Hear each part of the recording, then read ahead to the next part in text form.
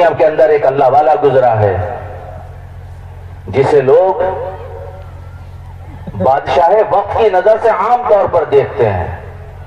لیکن وہ صرف بادشاہ نہیں تھا، وہ صرف حاکم وقت نہیں تھا، وہ کہیں کا صرف وائسرائے نہیں تھا، اسے دنیا سلطان صلاح الدین ایوبی کے نام سے جانتی ہے۔ لکھنے والوں نے ان کے زمانے کے اندر لکھا سلطان مصر و شام، ان کی حکومت کا دائرہ مصر اور ان کی حکومت کا دائرہ ملک شام تک، وہ صرف حاکم وقت نہیں۔ لکھنے والوں نے قاضی بہاؤالدین شداد نے اپنی ڈائری میں لکھا ہے کہ یہ آدمی ایسا گزرا ہے سلطان صلاح الدین ایوبی کہ سفر اور حضر، مشکل اور خوشی، کسی حال میں اس اللہ کے بندے کی کبھی تہجد قضا نہیں ہوئی ہے۔ اللہ کا دین، اللہ کا نام، اللہ کا کام، اللہ کے نبی کا پیغام ساری دنیا کے اندر پھیلے اور انسانیت امن و امان کے ساتھ اس دھرتی پر رہے، اس دنیا کے اندر جیون ویتیت کرے اور دنیا کے اندر زندگی گزارے۔ ٹھیک ہے تم اللہ کو مانتے ہو نہیں مانتے، لیکن یہ طے کرو کہ ہم آپس میں لڑیں گے نہیں، تم جس کی عبادت کرتے ہو کرو، مسلمان جس کو مانے مانے۔ رسول اللہ نے بھی یہ پیغام پہنچایا تھا مدینہ المنورہ کے اندر، یہودیوں کو بلایا، عیسائیوں کو بلایا اور لوگوں کو بلایا اور یہ کہا کہ دیکھو میں اپنی دعوت یہ دیتا ہوں لیکن تم پر اپنا دین تھوپتا نہیں ہوں، تمہیں مجبور نہیں کرتا، تمہارا دل چاہے قبول کرو نہ دل چاہے نہ مانو، لیکن مل بیٹھ کر یہ طے کرو ہم تم سے نہیں لڑیں گے، تم ہم سے نہ لڑنا، تم جیون آرام سے گزارو، زندگی سہولت سے گزارو اور ہم بھی کھل کر جینا چاہتے ہیں۔ سلطان صلاح الدین ایوبی رحمت اللہ علیہ نے دنیا کے اندر پیغام دیا۔ تاریخ لکھنے والے مجبور ہیں یہ لکھنے پر، مجبور ہے ان کا قلم یہ لکھنے پر کہ سلطان جس علاقے کو فتح کرتا تھا اپنی فوج کو یہ حکم دے رکھا تھا اس نے کہ خبردار کسی بچے پر تلوار نہ اٹھانا،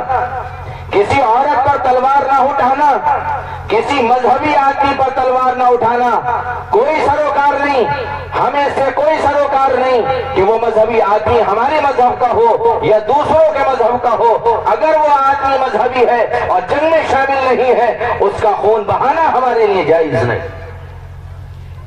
اور جس ملک کو اور جس علاقے کو صلاح الدین کی فوجوں نے فتح کیا ہے، ملک فتح کرتے ہی اعلان ہوتا تھا اے لوگوں گھبرانے کی بات نہیں، ہم تمہیں اجاڑنے نہیں ہیں، ہم تمہیں بسانے آئے ہیں۔ لوگ یہ بات لکھنے پر مجبور ہیں۔ ایک وقت آیا سلطان کو اطلاع ملی کہ کچھ ناعاقبت اندیش لوگ ہم پر چڑھائی کر کے آ رہے ہیں، سمندر کے راستے سے آ رہے ہیں، بہت بڑی فوج لے کر آ رہے ہیں، ساری چیزیں ان کے پاس موجود ہیں اور قسم کھا کر آئے ہیں کہ ہم ان کا وجود مٹا دیں گے۔ دنیا میں ایک ریت ہے، دنیا کا ایک مزاج ہے، چھوٹے بچے کو اگر کوئی ستانے آتا ہے وہ اپنی ماں کے پیروں سے چپٹ جاتا ہے۔ اس بچے کو یہ تصور ہے، اسے یقین ہے کہ اس کے حملے سے مجھے میری ماں ہی بچا سکتی ہے، اس تکلیف سے مجھے میری ماں بچا سکتی ہے۔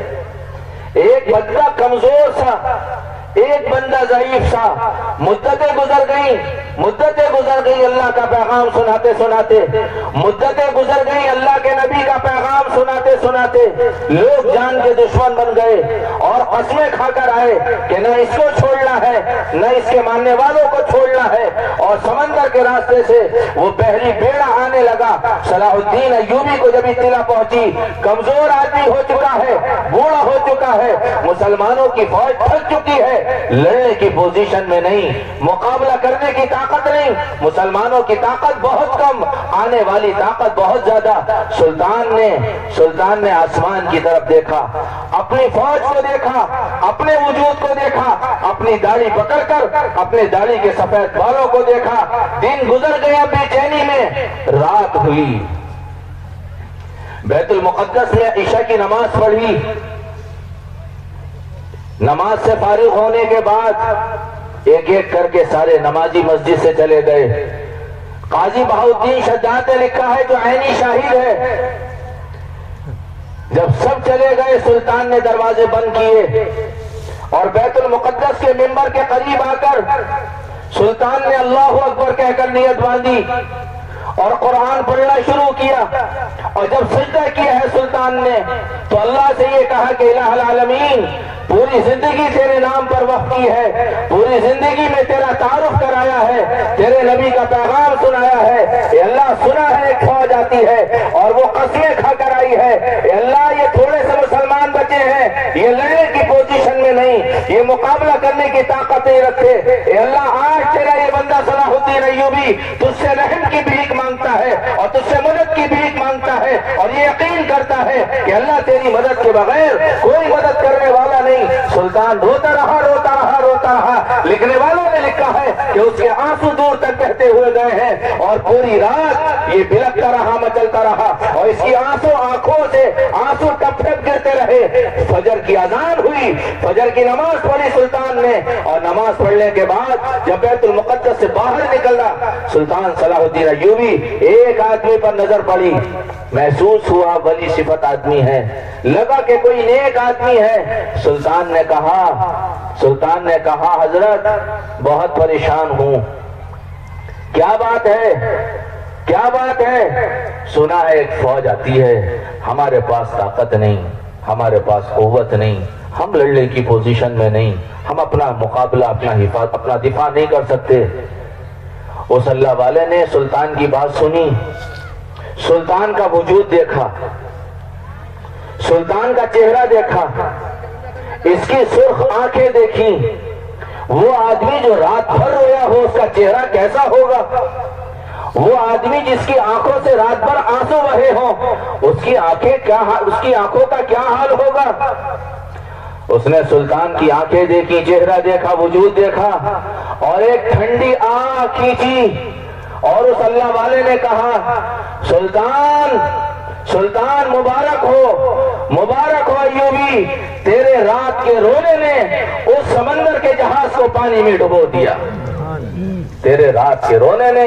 جہاز کو پانی میں ڈبو دیا۔ سلطان نے ہاتھ اٹھائے اور یہ کہا خدا تمہاری زبان مبارک کرے۔ وقت گزر گیا، اطلاع پہنچی کہ اللہ نے اس پورے قافلے اور پورے بیڑے کو سمندر میں غرقاب کر دیا۔ اللہ ہے، عالم ارواح میں بھی رب کہا، عالم آخرت میں بھی رب کہیں گے۔